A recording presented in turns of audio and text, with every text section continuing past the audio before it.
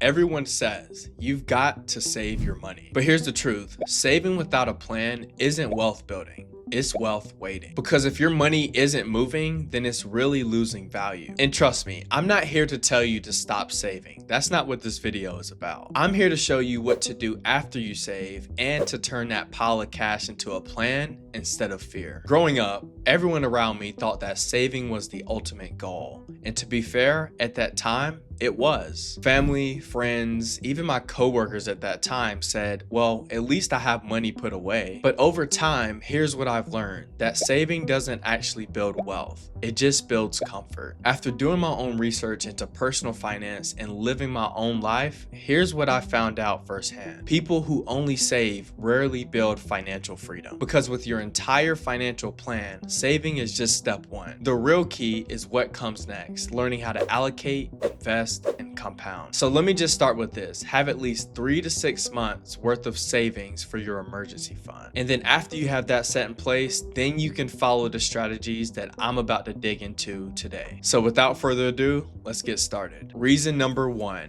No goal or strategy. Let's say that there is 2 people that have $10,000 saved up aside from their emergency fund. And let's say that person number 1 has their $10,000 set aside with no plan. But let's also say that person number 2 has their $10,000 set aside that's ready for future investments. But you know what the key difference is? Person number 2 has defined their why. And here's what I discovered. You can't build wealth without your why. When you save without a goal, your money has no job and no work to do. Even disciplined savers fall into this trap. They saved a lot of money, but don't really have a plan attached to it. And that's okay, because that is what we've always been taught to do. But ask yourself these 2 questions. Number 1, are these funds going to seed a future investment account? Or number 2, is it possible capital for your first business venture? Because until you decide, your savings is just going to be sitting on the sideline while opportunity is playing the game. So stop just saving, start aligning, and give your money a mission. Reason number 2.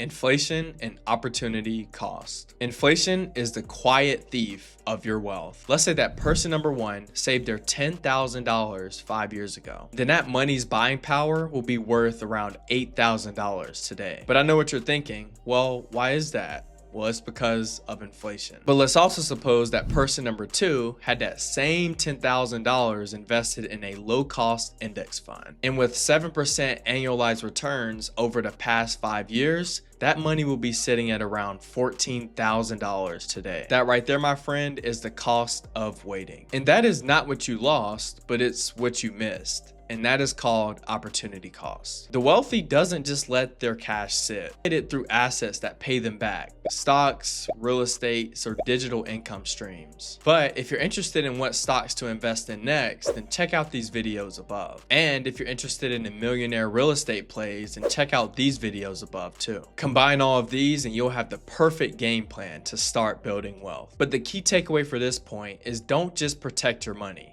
Put it to work. Reason number 3, reactive saving versus proactive planning. Most people save what's left after spending.